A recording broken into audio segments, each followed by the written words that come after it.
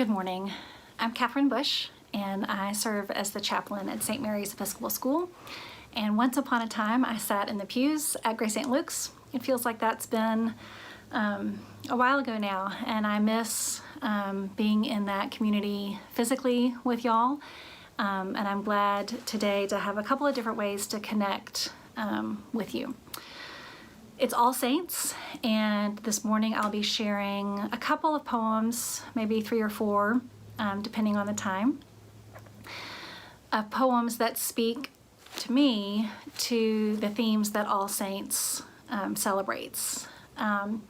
Those themes consist of memory, of remembering those who have gone before us, the saints whom we knew personally in our lives, and the encouragement and the inspiration that we draw from those who have walked a few steps ahead of us, and just some of the other ideas that are present in today's celebrations. It's one of the few days that we hear about descriptions of heaven and in our imagination what that might be like, what it means to be at the throne, what it means to be at the banquet.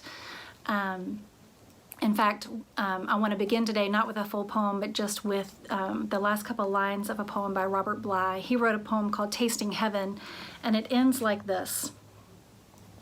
Our gutsy emotions say to me that we have tasted heaven many times. These delicacies are left over from some larger party.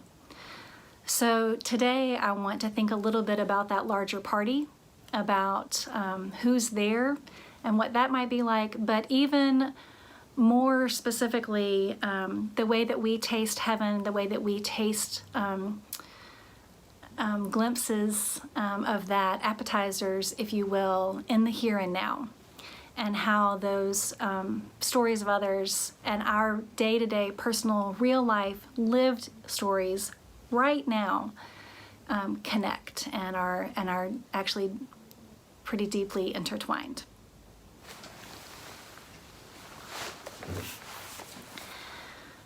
There are 2 poems by a woman named Marie Howe that kind of go together, and they're both written by her. I had the good fortune of hearing Marie Howe speak in person at Calvary, I guess a year or so ago now. She has a real, a wonderful in-person persona, and I enjoyed very much getting to see the real person and hear her poems. These 2 poems are both about loss that she's experienced. The first one very specifically about the death of her brother, and the second one is a little bit more general about all those who might have gone before. So we'll start here. The first poem is called The Gate by Marie Howe. The Gate. I had no idea that the gate I would step through to finally enter this world would be the space my brother's body made. He was a little taller than me, a young man, but grown himself by then, done at 28, having folded every sheet, rinsed every glass he would ever rinse under the cold and running water. This is what you've been waiting for, he used to say to me. And I'd say, what? And he'd say, this, holding up my cheese and mustard sandwich. And I'd say, what? And he'd say, this, sort of looking around. She speaks often about her brother's death, and I think in this particular poem, for me, it connects with the idea of All Saints, of their going ahead of us and then creating a space for us to follow in, maybe their footsteps, maybe the door that they've already walked through. In this case, her image is the gate, which is a little more open. You might not actually be, going outside to inside or something like that. A gate is just maybe still outside. So there's not a huge transition, but still a progression from one space into another. And that his death and what she learns through time from his death is how to finally enter this world, how to be here is something that she learns when he is not here anymore. And the specificity of what it means when somebody dies, that they've folded all their sheets, that they've rinsed all their glasses, and the tangible household details of that are poignant to me. And then you can hear, I think, maybe the humor of this young man who would say to her, "This is what you've been waiting for," and it might be a sandwich, right? But it also might be this life. This is it. What are you waiting for if not this? And for me, one of the things that All Saints says to me, and one of the things that I can, if I'm willing, learn from those whom I have known who have gone before me, and those saints that I never knew personally but who have gone on, is not really about what's next, but what I can actually learn from them is how to be in the here and now, and what I might learn from them about living fully, and not waiting, and not putting off, and not saying, "Oh, I'll get to that." But that this moment, this Sunday morning, is what I've been waiting for, in a way, and in a sense, and that is a daunting message, but it is also really encouraging to hear from those saints' voices saying, not just that this is what you've been waiting for, and look around and see it and appreciate it and know it, but also, what are you waiting for to do whatever is next? And that can be some grand big adventure, or go for the walk. What are you waiting on?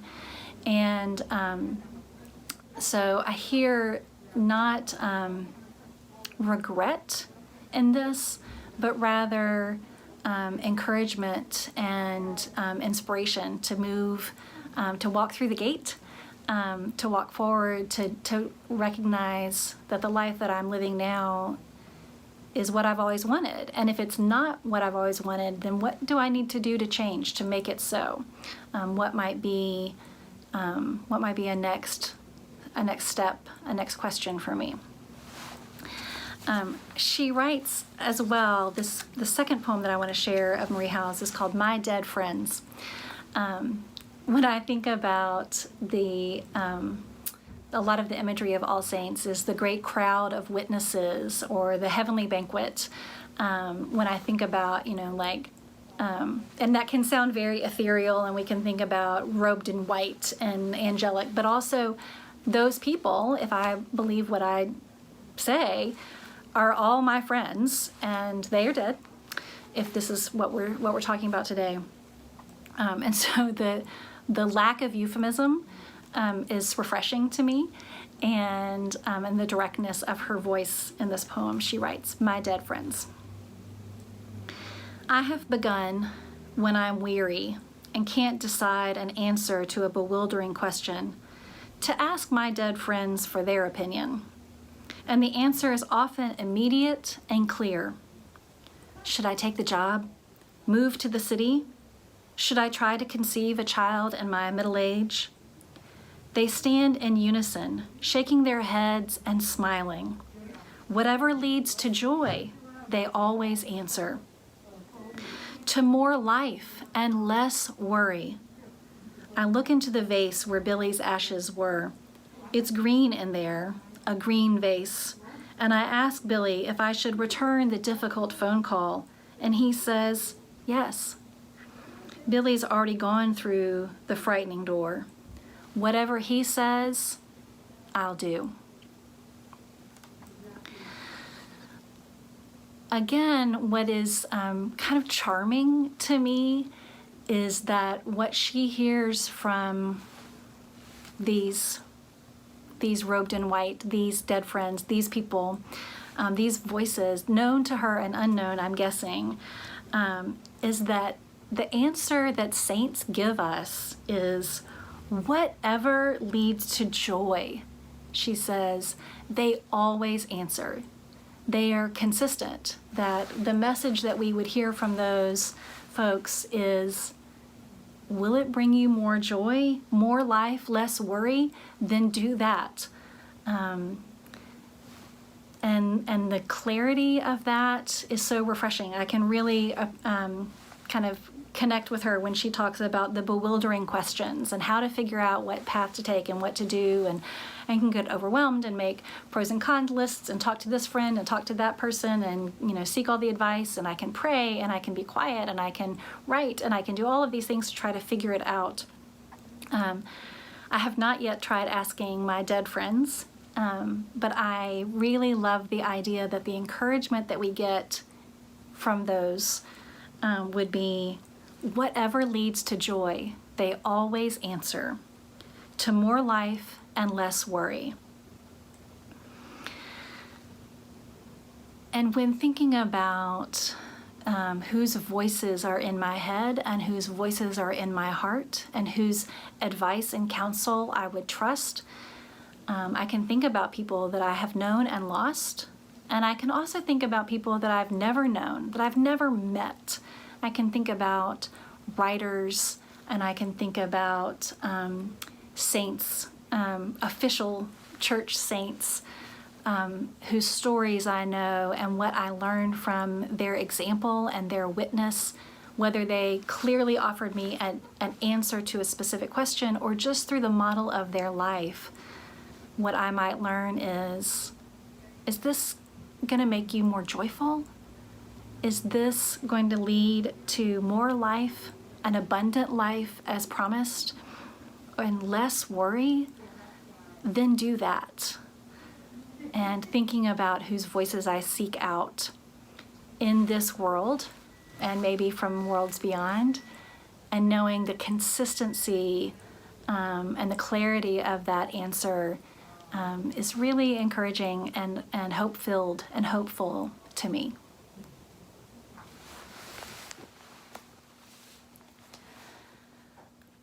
Gwendolyn Brooks was an African-American writer and poet. She was born in the 19-teens and died in the year 2000. She basically lived the length of the 20th century, and what a century. And she's the first African-American to win the Pulitzer Prize, and a prolific writer and poet. I want to share a poem of hers today that brings us out of that heavenly realm where Marie Howe was taking us, to kind of looking at those who had gone before and already died. Gwendolyn Brooks is going to bring us to the here and now, and to this earthly life, because part of All Saints is also a recognition that, if we believe it, that we are all saints as well, and that everyone has this nature, this commonality, this beloved child of God-ness within them, even in our imperfection, even in our failings. Saints are not perfect people. They're not. They're regular people, and no regular person is perfect. And she speaks to that kind of the fragility of that human experience in her poem called Infirm. Everybody here is infirm. Everybody here is infirm. Oh, mend me, Lord. Today I say to them, Lord, look, I am beautiful, beautiful with my wing that is wounded, my eye that is bonded, or my ear not funded, or my walk all a wobble. I'm enough to be beautiful.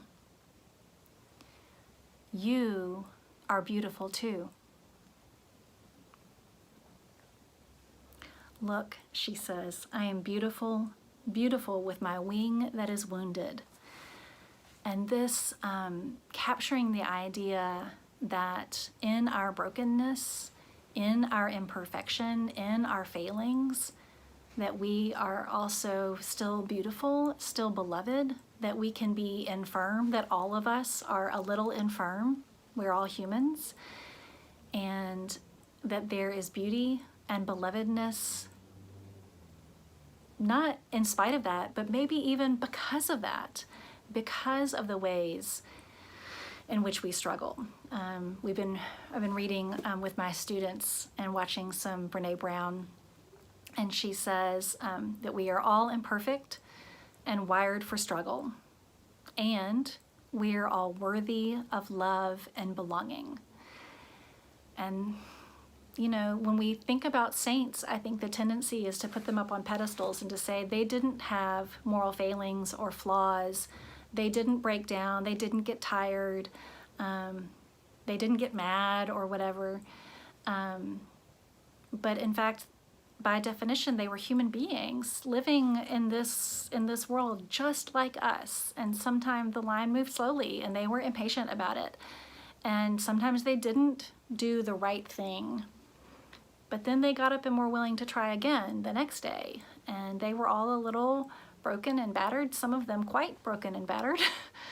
And yet that is part of it. And so it's not about the kind of beautiful of stained glass windows and marble statues and beauty in that kind of static, frozen way.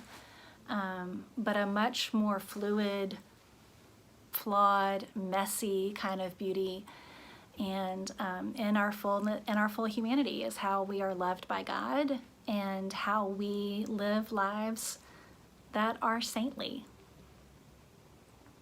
Everybody here is infirm. Mend me, Lord. Look, I am beautiful with my wing that is wounded, my eye that is bonded, or my ear not funded, or my walk all a wobble. I am enough to be beautiful. You are beautiful too. You are a saint of God as well.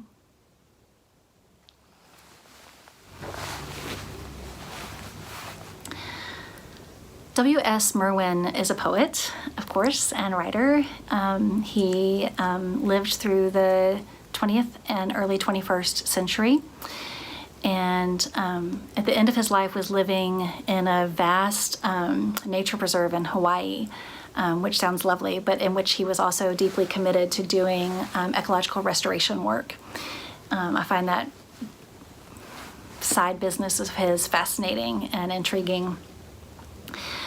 He has written, as I said, a lot, and I've read his poems before in other classes with y'all, and I may have even read this one before, so if this is a repeat, well, that's good. We read scripture over and over again, right? So this poem is called For the Anniversary of My Death, and when I think about the themes of All Saints, and I think about hidden perhaps maybe behind the baptisms and maybe behind the Beatitudes and the language of the cloud of witnesses and running the great race and all of those, all of that imagery.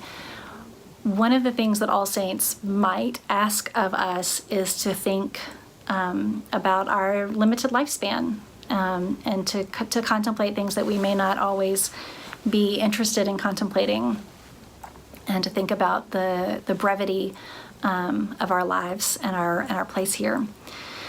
And that feels heavy and weighted. One of the things that I appreciate about this poem, and maybe about All Saints, is that the heaviness of that is coupled with a lot of light and lightness. It's not a jocular poem, but there's a little bit of levity to it. And I really kind of appreciate that on All Saints when we remember the names who have gone before, and we pray for those whom we love but see no longer, that we are also baptizing new faithful among us, and that there's a lot of light imagery and wearing white and flowers and all of that, that all goes together, that those are not separate paths, that those can be intertwined. So, for the anniversary of my death. Every year, without knowing it, I have passed the day when the last fires will wave to me, and the silence will set out, tireless traveler, like the beam of a lightless star. Then I will no longer find myself in life as in a strange garment, surprised at the earth and the love of one woman and the shamelessness of men. As today, riding after 3 days of rain, hearing the wren sing and the falling cease, and bowing, not knowing to what. So in the encouragement of these poems, thinking about the messages that Marie Howe heard that were really about bringing her more fully into life, and that as Merwin thinks about that, we don't know what our death date will be. We know what our birth date is, and we celebrate that every year, but we will eventually have a death date, and every year we pass it unknowingly. But that for him is not a call to feel morose or to morbidity, but rather to think about what he has been gifted by in this life, and how he has been surprised at this life, at the love of a woman, and this earth and its beauty, and at the shamelessness of men, and how people can disappoint us. But the fullness of a life and a lived experience is so rich, and that it includes days of rain that seem like they will not stop, and then when they do, hearing the wren sing. And so, again, not a call to be despairing, but rather to be celebrating. In the mixed up blend of the themes of this day of, yes, we are finite creatures, and yes, we have lost so many and so much, and also we are here today, and what do our lives look like, and how joyful can we make them, and in our frailty, how might we dance, and in the acknowledgement that we are short timers here, how might we embrace it that much more fully and look around and see it and name it and laugh together about it and give thanks for it. And I find myself returning to the word of encouragement, of being encouraged, which when we really think about it is this, comes from the word cur, which is to call your heart forward, your courage, to need your heart and to lead with that and to feel it. And so I am heartened on this day when we hear the stories, famous and quiet, known and unknown, your saints and your stories, mine, and the ways that each one of us as well is part of this grand procession. And maybe, again, part of a big old party, and a party that extends from this place that we know so well to some place that we do not know. And images of parties seem poignant in these days when we are not able to be together, certainly not without our masks on, certainly not to eat together and to sing and to call out and to guffaw and tell big stories and laugh together. I'm really missing that. But there's still a sense of being a part of something, a part of communities like Grace St. Luke's, a part of doing something together, even in our isolation, that we are committing ourselves to being careful right now on behalf of others. That may not seem like a party atmosphere, but I don't think it means that the party is over. And I don't think it means that there's not still much to rejoice about. In many ways, if we can't sing, to hum, and if we can't be together, to reach out in new ways and connect and hear these stories, and be in that way encouraged. And that is how I feel today. Thank you for listening to these stories and these poems. Peace be with you.